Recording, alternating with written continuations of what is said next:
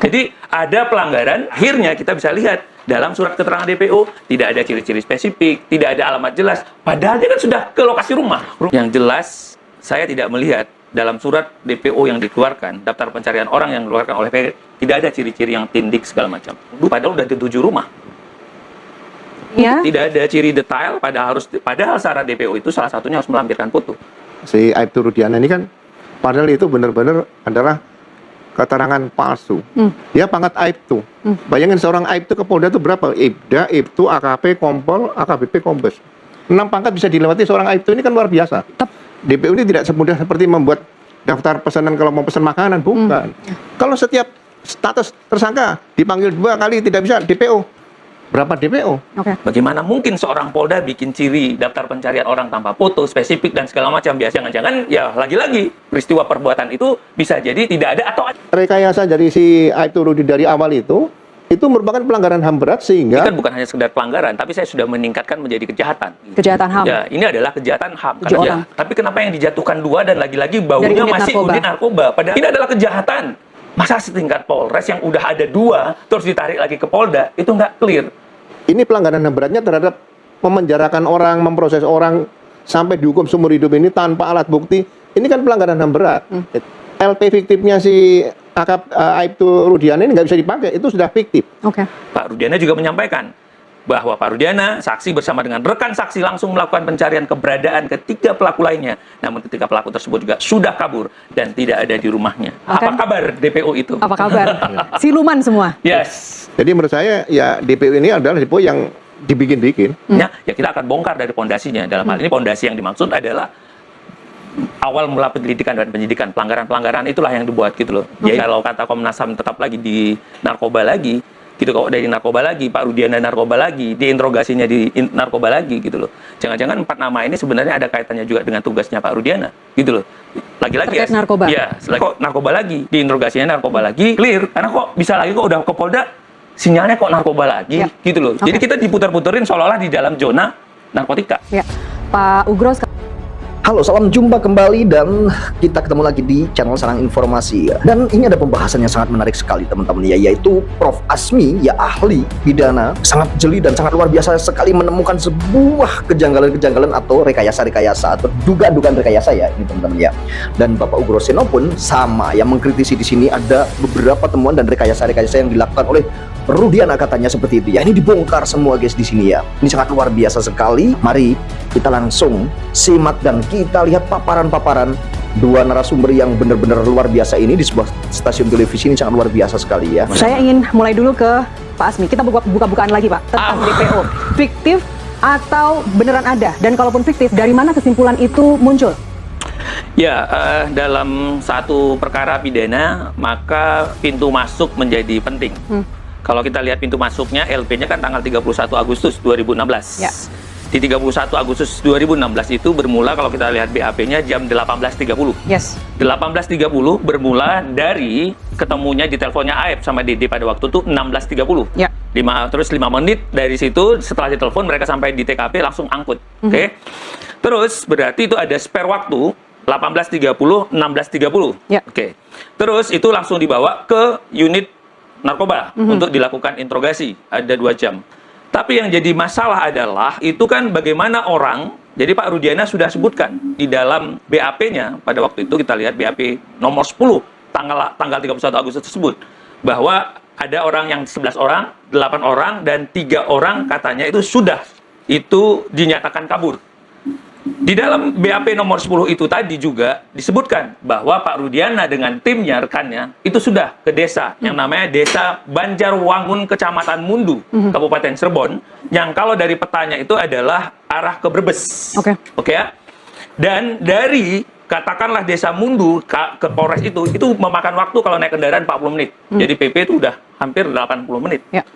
Bagaimana mungkin jam 16.30 ada 8 orang yang diperiksa, ditangkap, diangkut, ya, dalam waktu spare 2 jam, terus dia harus ke desa Banjarwangun tadi, dia katakan, karena itu terkonfirmasi, karena bahwa beliau sudah ke rumah pelaku dan rekannya. Pelaku siapa yang dimaksud Pak? Yang DPO tadi, yang kabur. Jadi 8 kan diangkut tuh. Dia bilang dia sudah ke sana. Itu terkonfirmasi dalam berita acara sidang. Tapi apakah kalau memang mereka fiktif, apakah di situ disebutkan salah satu dari 4 itu, 3 atau 4 itu? Yalah, sekarang kita lihat. Polisi membuat pada waktu itu ada namanya atas nama Peggy, Ya. tanggal 15 September pada waktu di reskrim Direktur Reserse Kriminal Umum Polda Jabar pada waktu itu bikin 4 DPO. Tanggal 15. Wow, ini dah. malah 4 Ada ya ternyata ya. Panji, ada Dani, ada Peggy Perong, dan ada Andi. Oke. Nah, jadi bagaimana Pak Rudiana bisa tahu? Jadi ini adalah kalimatnya Pak Rudiana tanggal 31 padahal Aib belum diperiksa, DD belum diperiksa, orang-orang ini kita belum tahu segala macam, tapi sudah disebutkan. Ada loh nama-nama ini. Padahal interogasinya hanya berapa menit tuh untuk 8 orang. Secara umum saja, baik orang umum atau katakanlah siapapun yang punya pengalaman melakukan pemeriksaan, itu tuh kayaknya nggak mungkin.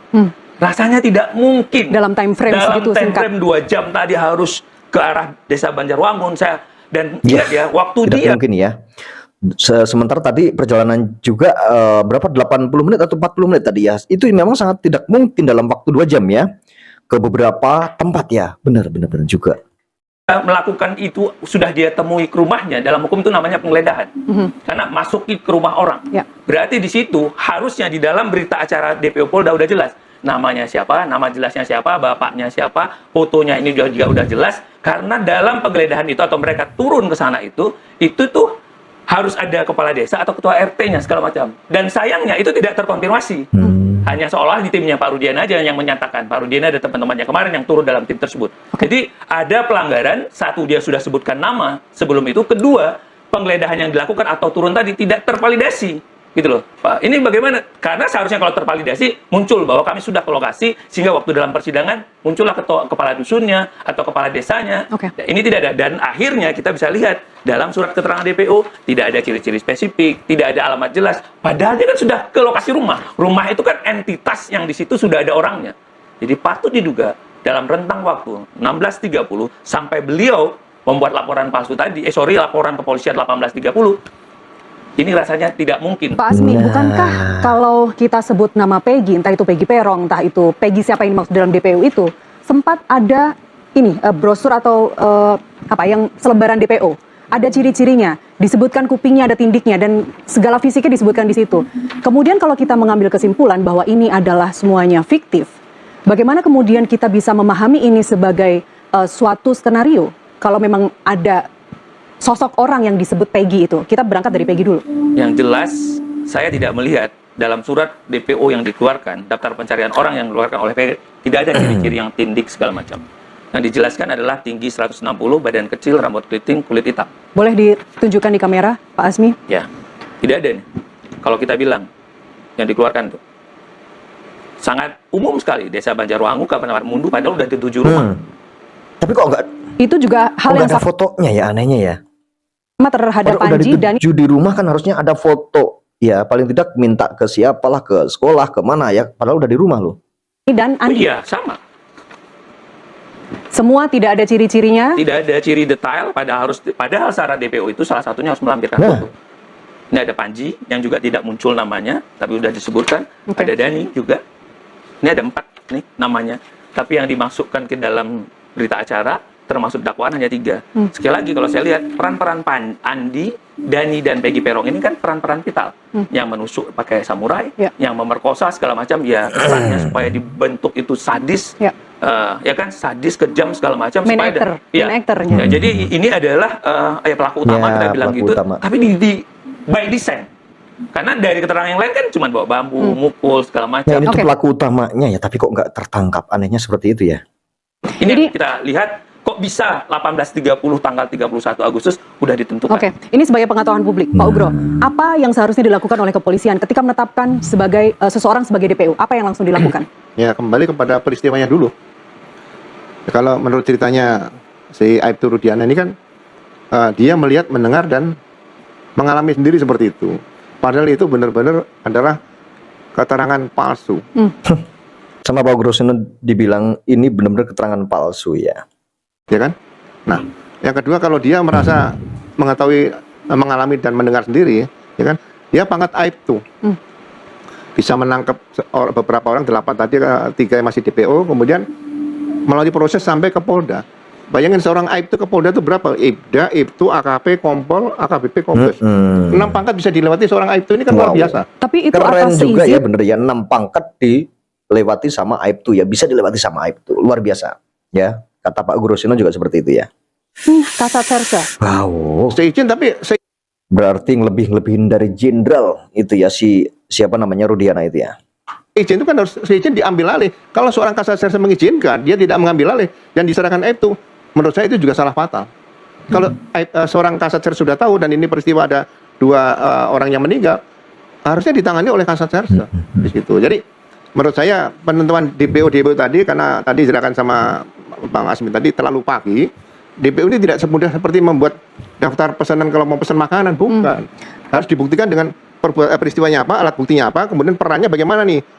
Nah kalau misalnya dia peran utama, sekarang 8 yang ada ya udah misalnya ditahan dulu nih.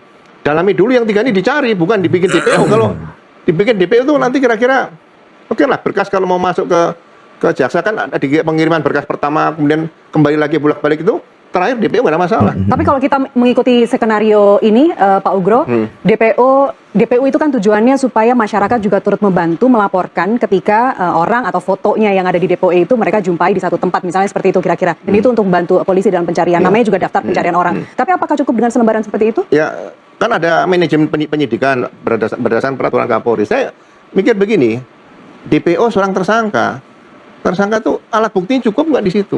Kalau setiap status tersangka dipanggil 2 kali tidak bisa DPO, berapa DPO? Nah, ini yang kadang-kadang remuk ya, jadi negara ini remuk tatanannya kalau setiap ini dijadikan DPO remuk. Ini memang aneh ya. terlalu mudah membuat DPO seperti itu. Jadi DPO itu menurut saya nih pengalaman, sebaiknya kalau sudah diserahkan P21 lengkap, baru dibuatkan DPO. Ini belum tertangkap sampai sekarang, sampai diserahkan itu. Kan ada penyerahan tahap 2 itu, dari penyidik ke kejaksaan. Sampaikan bahwa yang 3 tidak bisa ditangkap, itu DPO, itu nggak ada masalah. Tapi kalau di awal sudah DPO, buat apa ditulis dari awal sudah DPO di situ? Terlalu pagi, terlalu dini. Jadi apa kesimpulannya, Pak Asmi? Ya, orang-orang ini ada nama yang memang tidak ada, terbukti teman-teman kepolisian pada waktu tidak ada follow up, sampai akhirnya terjadi perhatian publik pada waktu itu. Jadi 8 tahun ya tidak ada follow up, apalagi dengan katakanlah ini unprofesional, unprosedural, gitu kan, bahwa bagaimana mungkin seorang Polda bikin ciri daftar pencarian orang tanpa foto spesifik dan segala macam. Biasanya teman-teman seperti yang Bagaimana mungkin, coba bayangkan ya teman-teman, seorang Polda yang membuat DPO ya tanpa yang benar-benar lengkap ya. tadi, kita harus memastikan bahwa orang ini benar-benar pelaku atau tidak. Jadi kan dari orang subjek hukumnya, tempatnya, dan waktunya, gitu loh. Ini harus clear dalam tindak pidana umum. Jadi teman-teman kepolisian biasanya udah memastikan itu. Oh, ini loh rumahnya, sekolah terakhirnya di sini, kawannya di sini. Dia akan cek media sosialnya begini, sehingga dapat nih. Oh, ternyata ini ada keterkaitan nih. Orang ini, geng yang 8 ini dengan ini. Tapi setelah kita lihat, ini kan terbukti akhirnya. Semua keterangan-keterangan yang timnya Pak Rudiana dalam persidangan pada waktu itu, yaitu ada Pak Rudiana, ada Pak Gugun, ada Pak Dodi, Pak Andi, itu kan dibantah semuanya. Bahwa keterangan itu tidak benar. Bahwa mereka membantah 8 terdakwa itu tidak benar gitu loh. Bahwa itu terjadi. Ini yang menjadi pertanyaan, nama ini kok bisa muncul kabur dibilang oleh Pak Rudiana, padahal DD belum diperiksa, AF belum diperiksa, gitu loh. Hanya bermodalkan interogasi yang sebenarnya sangat rawan. Teknik interogasi dalam tindak pidana umum itu tidak bisa serta-merta. Makanya tadi Kapolri bilang saintifik. Sayangnya semua udah bilang, baik Pak Dodi, baik Pak Gugun, Pak Andi, semuanya ngaku ada CCTV. Gitu loh. Kami sudah lihat CCTV di lokasi kejadian. Ingat loh, lokasi kejadian. Ada lokasi kejadian berarti ada peristiwa. Tapi kenapa tidak dibuka? Kalau itu adalah teman-teman yang katakanlah terdakwa hari ini atau terpidana 8 itu adalah pelakunya, tinggal buka. Tapi itu kenapa tidak dilakukan? Disinilah patut diduga by design nama-nama 4 DPO ini supaya bikin sadis, supaya bikin kejam. Jangan-jangan ya lagi-lagi peristiwa perbuatan itu bisa jadi tidak ada atau ada orang lain sebenarnya yang melakukan, bukan orang yang 8 hari ini kita hadirkan. Keren ya. Ini Prof Asmi ini ya benar-benar diiris tipis-tipis ya. Jadi data ya itu diambil sama beliau ya, dibaca ya, itu ketemu aja celah-celahnya yang memang ini ada beberapa kejanggalan ya, atau dugaan-dugaan kejanggalan. Wah, luar biasa Prof Asmi ya. Komnas 14. Saya langsung aja ke Pak Ugro. Pak Ugro, jadi Komnas HAM berdasarkan Undang-Undang Nomor 39 Tahun 99 tentang Hak Asasi Manusia menyimpulkan ada 3 jenis pelanggaran Pak dalam kasus tewasnya Vina dan Eki ini. Yang pertama adalah pelanggaran hak atas bantuan hukum, kemudian bebas dari penyiksaan, bebas dari penangkapan sewenang-wenang. Tapi kemudian disayangkan sekali kami tidak dapat mendapat keterangan yang jelas bahwa Komnas HAM mengatakan ada oknum dari Polda Jabar yang sudah dihukum dan mereka adalah dari unit narkoba. Apakah hal-hal seperti ini, temuan yang sudah dilakukan oleh Komnas HAM ini memang tidak bisa dipublish? Kemudian bagaimana cara tindak lanjutnya? Ya. Kemudian Saya melihat bahwa dalam peristiwa meninggalnya Eki dan Vina tadi, kemudian proses penyidikan dari awal, seharusnya Komnas HAM bergerak lebih leluasa. Dia melihat suatu peristiwa, ada nggak indikasi pelanggaran HAM. Tapi kalau hanya dikatakan tidak diberikan bantuan penasihat hukum, itu di putusan Mahkamah Agung atau surat dari Mahkamah Agung itu sudah diatur, di KUHP juga sudah diatur. Kemudian kalau misalnya ada penyiksaan pidana juga sudah ada. Justru yang kita mau ke depan jangan sampai ini terjadi kembali.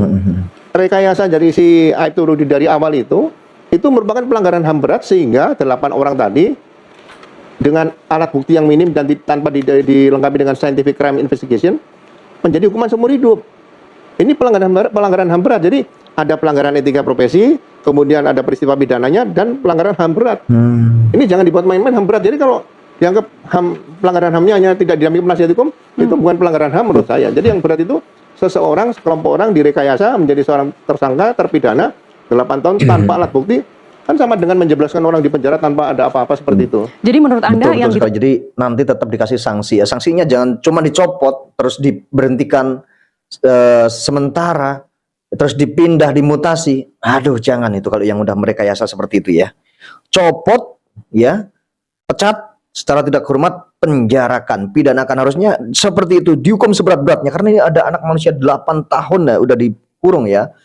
Dia sampai seumur hidup, coba vonisnya seumur hidup. Nanti coba dia itu pulangnya itu kalau udah meninggal, coba bayangin, amit-amit ya. Aduh, ini kalau orang nggak bersalah bagaimana? temukan oleh Komnas HAM ini sebenarnya sudah lewat ya. Oke, tapi sekali lagi Pak, kalau memang dari Komnas HAM bilang bahwa sudah ada kok ini oknum polisi dari Polda Jabar, silahkan media menanyakannya langsung ke Polda Jabar. Lantas apa yang bisa kita lakukan Pak kalau Polda Jabar selama ini hanya diam saja? Ini kan kalau peradilan HAM kan acaranya sendiri nih. Seperti dulu, dari Timur ada yang diduga melanggar HAM, diproses oleh Kejaksaan Agung, disidangkan. Karena nanti ini menjadi tagihan United Nations, PBB. Jadi siapa yang bisa menggunakan temuan dari Komnas HAM ini Pak kalau gitu? Ya harusnya ada pihak Kejaksaan Agung untuk peradilan HAM sendiri. Ini kan belum pernah dicoba dilakukan seperti itu, sehingga hak asasi manusia, hak manusia di Indonesia benar-benar terjamin. Tidak ada lagi penghilangan, kemudian direkayasa bisa masuk penjara seumur hidup dengan dihilangkan, apa bedanya di situ? Kan sama aja. Ya. Di situ. Jadi Mbak, kalau saya boleh menambahkan, sebenarnya ini tidak. Anda setuju dulu nggak kalau temuan HAM ini sumir? Oh ya, sumir dong. Ini kan bukan hanya sekedar pelanggaran, tapi saya sudah meningkatkan menjadi kejahatan. Gitu loh. Sehingga sebenarnya Komnas HAM harus lebih berani dan tegas lagi. Kejahatan HAM. Ya, ini adalah kejahatan HAM karena tadi ada penyalahgunaan kewenangan. Terus prinsip-prinsip hukum acara itu dilanggar. Misalnya masuk ke rumah orang tadi tanpa izin karena tidak ada surat. Terus siapa anggota karena itu wilayah hukumnya berbeda, karena itu adalah Kabupaten Cirebon. Dengar Prof Asmi ini luar biasa banget ya. Ini saya benar-benar merinding loh dengernya lah. Ini benar-benar luar biasa temuannya dari Prof Asmi ini. Teliti banget dia membaca berkasnya ya. KUHP menyatakan kalau Anda melakukan penggeledahan di luar wilayahnya, itu harus ada penyidik di wilayah kota lain. Itu terkonfirmasi atau tidak, mendiknya atau ada tidak. Kedua, katakanlah juga dia menyalahgunai kewenangannya. Bagaimana mungkin unit narkoba lagi-lagi yang direkomendasi oleh katakanlah Komnas HAM tadi kok unit narkoba lagi? Seharusnya ini kan tidak pidana umum, gitu loh. Berarti ada sesuatu dong, baik sistematis banget. Kenapa lagi setelah ke Polda, lagi-lagi yang di wanted ini yang dicari lagi, unit narkoba lagi. Seharusnya mereka tidak hanya periksa unit narkoba, tapi juga Kasat Serse, Ditreskrimum Polda Jabar, kemudian juga para terpidana. Total ada 24-27 orang. Tapi kenapa yang dijatuhkan 2 dan lagi-lagi baunya masih unit narkoba? Padahal ini kan Krimum itu kan jelas bahwa beda kanal ini, beda kewenangan. Maka kalau di dalam KUHP ini adalah penyalahgunaan wewenang, pidana 421 KUHP dapat dilakukan, 429 KUHP atas masuk rumah tadi tanpa izin juga bisa dilakukan. Pemalsuan, surat pemalsuan dalam laporan tadi itu juga kalau ternyata ada 263 juga bisa dilakukan. 266 atas akte berita acara juga bisa dilakukan. Terus keterangan palsu yang dilakukan tadi juga bisa dilakukan. Jadi dengan by design yang tadi dengan diletakkan orang-orang tadi, seharusnya Komnas HAM berani, bukan pelanggaran saja dalam prinsip-prinsip hukum acara tadi berkaitan tentang orang tidak didampingi, ada penyiksaan, ada segala macam. Tapi kan jelas itu kriminal sejak awal, gitu loh. Ini adalah kejahatan. Padahal ada data pendukung yang kita bilang, mana lokasi cek CCTV atas perbuatan itu mana? Ya seharusnya Polda nagih dong, gitu loh. Makanya saya bilang ini perbuatan oknum, tapi kok tidak mau diakui. Boro-boro Seharusnya Polda nagih ya, ini seakan-akan itu dibiarkan ya di bawah-bawahnya itu. Ih. Polda, loh kalian keliru ini, buka nih. Jadi jangan di dalam tanda petik terlindungi oleh institusi. Seharusnya Anda buat salah, ini loh yang kurang tepat, ini dibenahi. Kalau segala macam. sanksi-sanksi Bener apa kata Prof. Asmi? Seandainya ada orang-orang seperti Prof. Asmi ini, ya polisi-polisi atau penegak hukum itu keren ya, bersih negeri ini ya. apalagi etik kan itu sudah. Tapi kan kita nggak ngerasa hari ini nasib orang lagi gimana ini Oke. demi keadilan. Karena gitu kita loh. tidak ada pihak dari Pak Rudiana, beberapa waktu sebelumnya juga kami sudah berdialog dengan Bu Elsa. Misalnya Bu Elsa mengatakan sanksi pada polisi itu sudah sangat banyak. 24 September teguran tertulis pada polisi Laka Lantas yang salah memberikan informasi kecelakaan di mana mereka tidak pernah lakukan olah TKP dan hanya berkesimpulan dari pernyataan saksi yang melihat itu sudah dihukum, hukuman disiplin. Kemudian Rudiana sendiri sudah diperiksa 2 kali dari Mabes Polri, dari Propam, Kompolnas, Komnas HAM. Hasilnya bahwa Pak Rudiana hanya menyalahi prosedur.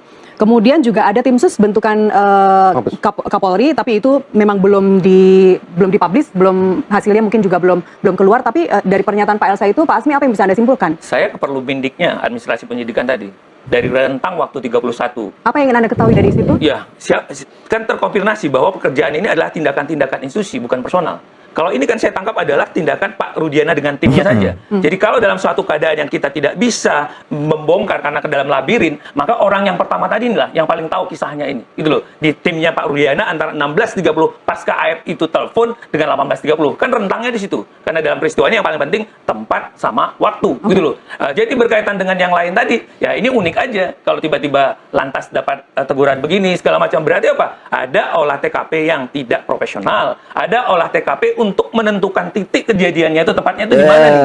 Berarti masa setingkat Polres yang udah ada 2 terus ditarik lagi ke Polda itu nggak clear.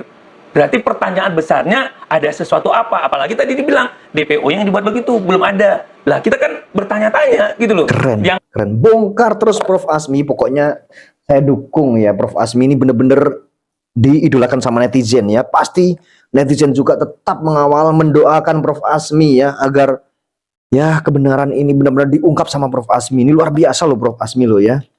ini adalah domainnya teman-teman di tingkat penyelidikan dan penyidikan. Kita nih mainnya di zona ini aja nih dulu nih, di zona kepolisian sebelum sampai kekeliruan lah katakanlah teman-teman pada kejaksaan maupun pengadilan untuk mengambil. Tapi bumbu dapurnya, asal muasalnya, muaranya kan dalam fase betul, itu. betul. Dan anehnya lagi, 4 orang ini dihadirkan dalam persidangan unit ini. Tapi Aib sama Dede enggak. Kan terkunci lagi. Padahal itu dibantah. Padahal keterangan 8 itu dalam persidangan bilang tidak benar.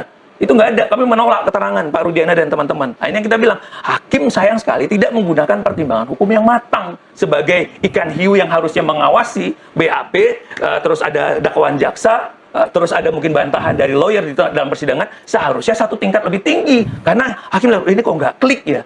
Kok ada ya orang bantah-bantah berani sebantah-bantahnya seperti itu. Ini yang menurut saya hakim pada waktu itu tidak cermat untuk Diterima mentah-mentah sama hakim langsung diponis putus gitu aja. Yang penting puas, bisa memutus, bisa memvonis. Aduh gila ya Allah.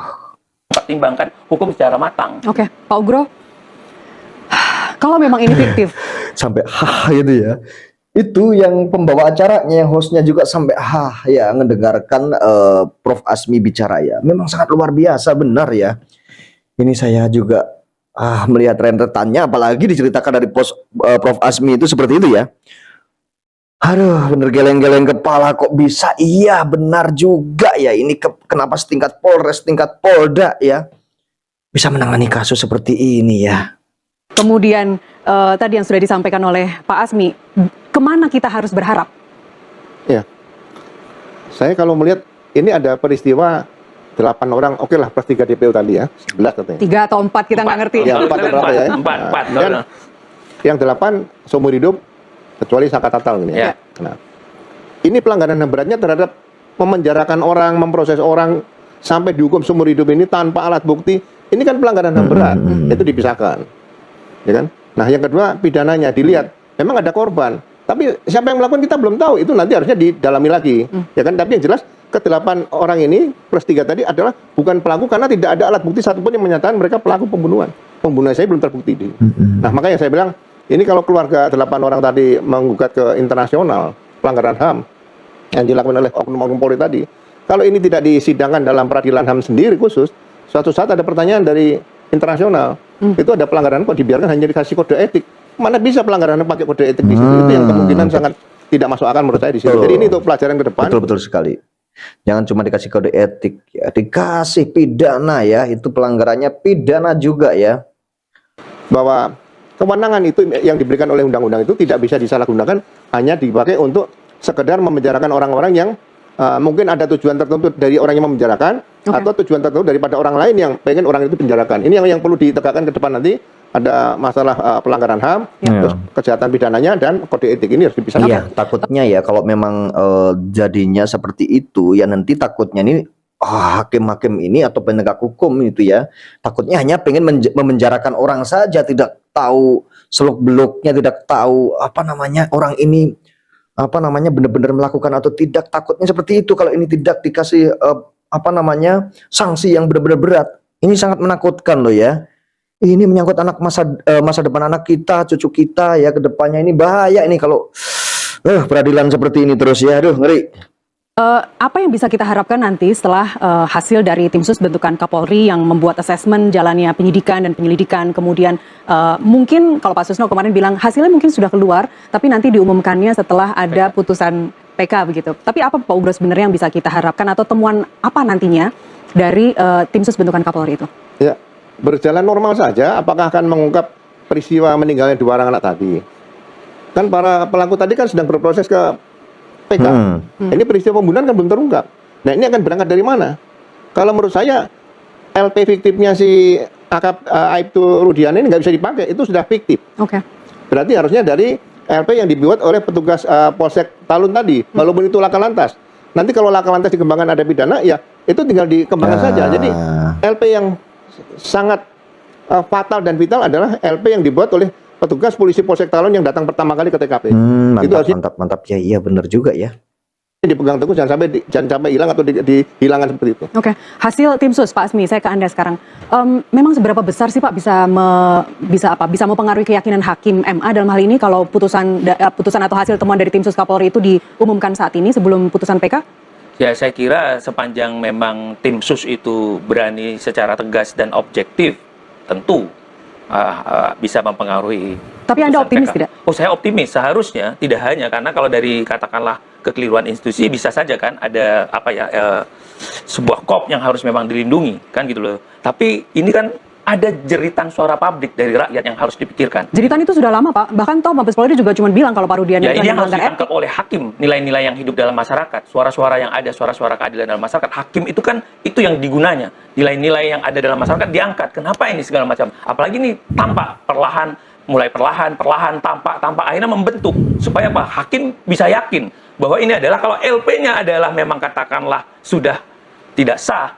ART-nya, BAP-nya juga tidak sah, dakwaannya tidak sah. Loh, tentu seharusnya putusan pembidanaannya tidak sah. Ya. Akhirnya seharusnya Hakim Agung dalam hal ini sidang majelis PK berani menyatakan bahwa ya mereka harus dibebaskan. Keren, harusnya seperti itu ya. Ngeri banget ya, ada jeritan anak manusia yang sudah 8 tahun sudah dihukum. Aduh. Bagaimana jika negeri ini ya seperti itu ya, petinggi-petingginya ini bagaimana ya, diam-diam saja ya. Dan seharusnya LPSK katakanlah hari ini berani memberikan, negara harus minta maaf, kepolisian harus minta maaf dan memberikan ganti rugi yang seimbang kepada 8 ini. Ini yang kita mau, inilah negara bermartabat gitu loh. Sekali lagi, inilah bangsa yang bermartabat. Kalau kita harus menjadi ganti rugi lah, kasihan ya, ganti rugi ya. Terus benar-benar anak-anak yang dihukum itu ya benar-benar dikasih kebebasan yang sebenarnya karena mereka ini udah 8 tahun yang menjalani hukuman, misalkan tidak bersalah ya iya harus diganti rugi. Ya masa depannya dia itu udah terenggut itu. Kalau ini tidak dilakukan ya bahaya.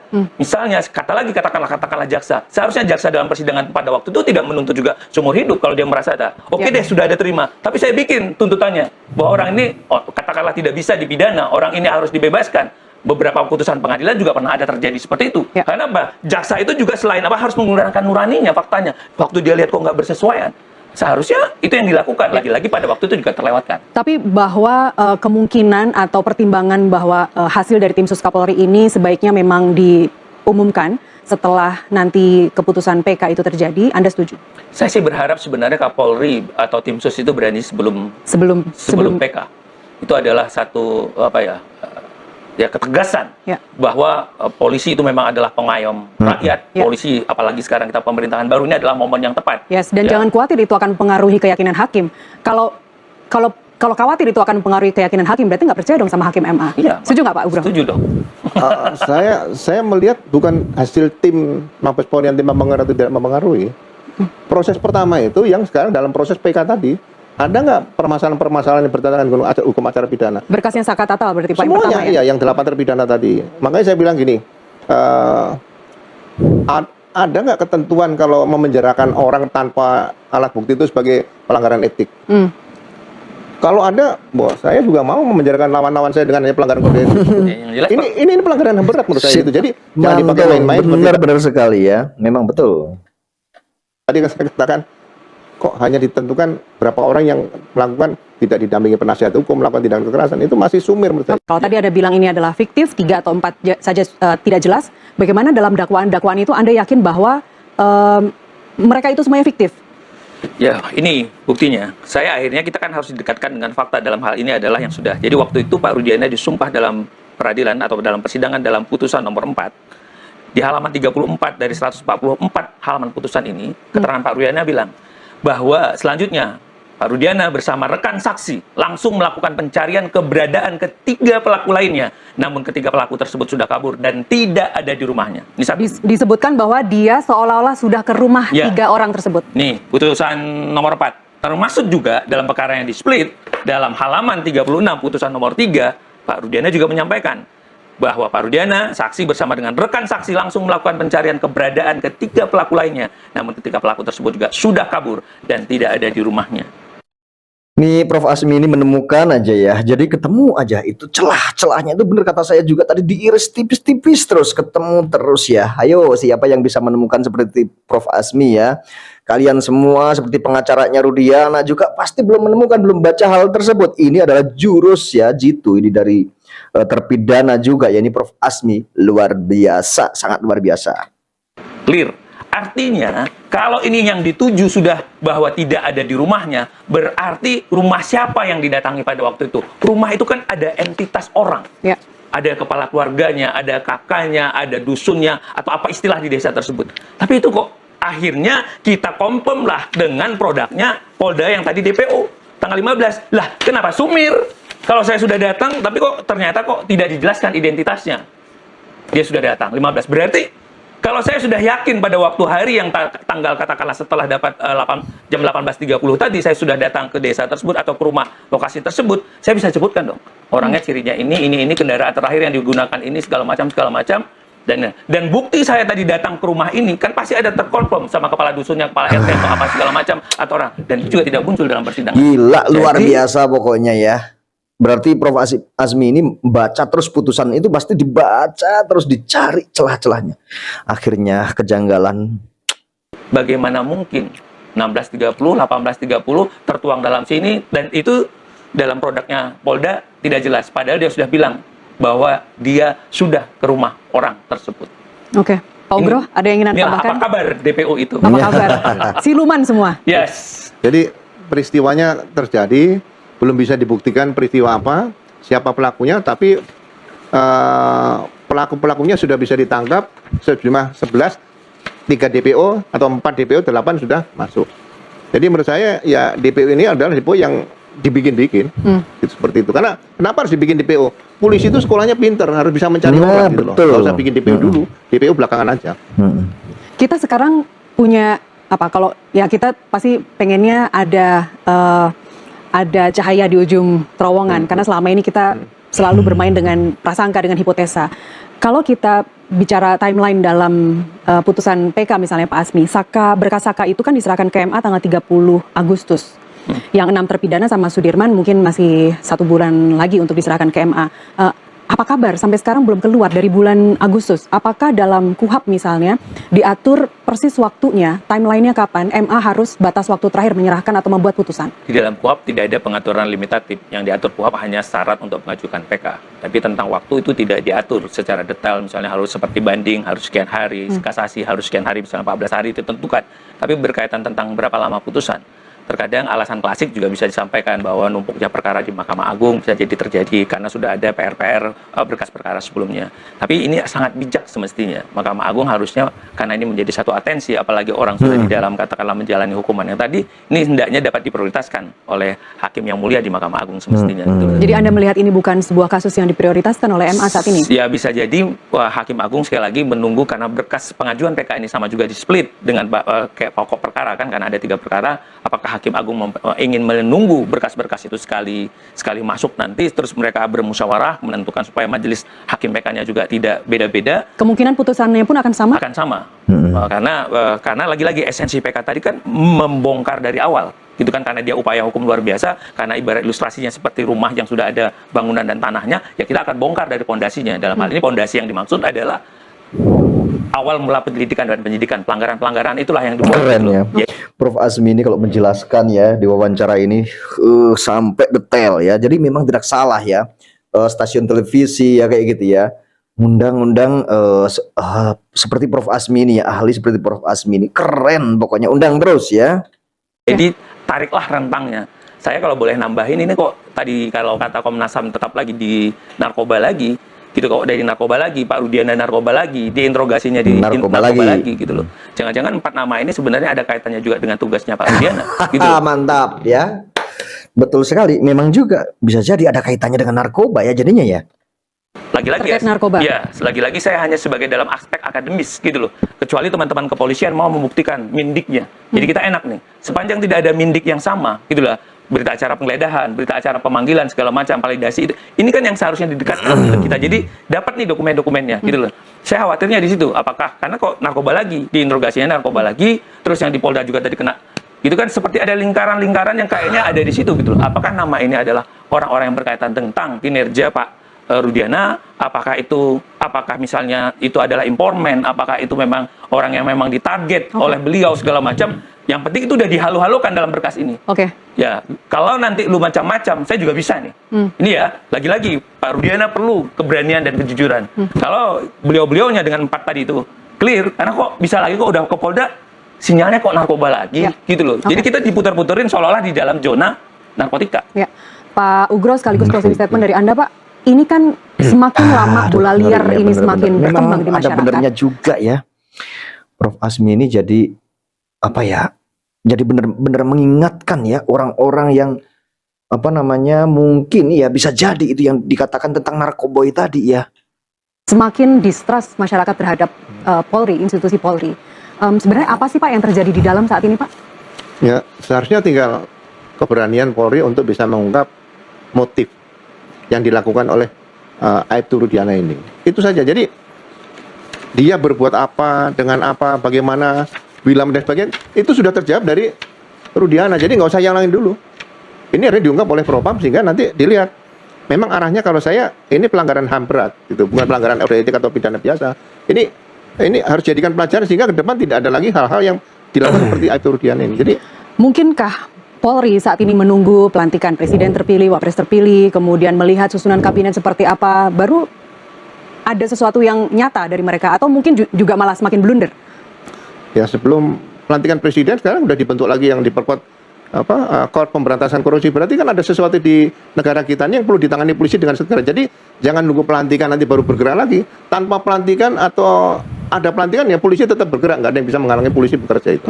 Dan mudah-mudahan itu tidak hanya kosmetik saja Pak timnya. Anda percaya, Anda optimis Pak Azmi bahwa kasus ini akan selesai? Saya yakin apapun dari sebuah peristiwa harus ada penyelesaian. Itu kan sebagai bukti hukum itu berjalan. Tapi kalau enggak ya jangan salahkan. Lama-lama yang tadi bilang orang tidak percaya dengan hukum, akhirnya nanti masyarakat bisa melakukan upaya-upaya. Karena dia ngapain juga ngelapor, ngapain juga berproses panjang sampai terjadi pelanggaran HAM, kejahatan kemanusiaan, gitu kan. Orang dirampas kemerdekaannya, ya kan itu kan sama juga dirampas kemerdekaannya. Pasal 333 terjadi. Seharusnya ini juga belum daluarsa baru 8 tahun.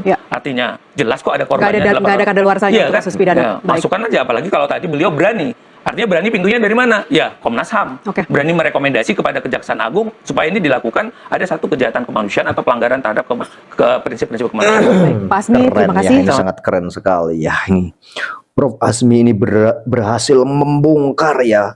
Ya berhasil membongkar pokoknya ya. Ini netizen masyarakat pasti mengidolakan, benar-benar mengidolakan ya. Karena ini benar-benar ya, dilihat dari pembicaraan, dari paparannya, dari keterangannya, itu sangat bisa banget dicerna oleh masyarakat. Saya sendiri juga sampai menikmati loh menonton ini loh ya. Oke teman-teman ya, kita akan sambung lagi video di hari berikutnya ya.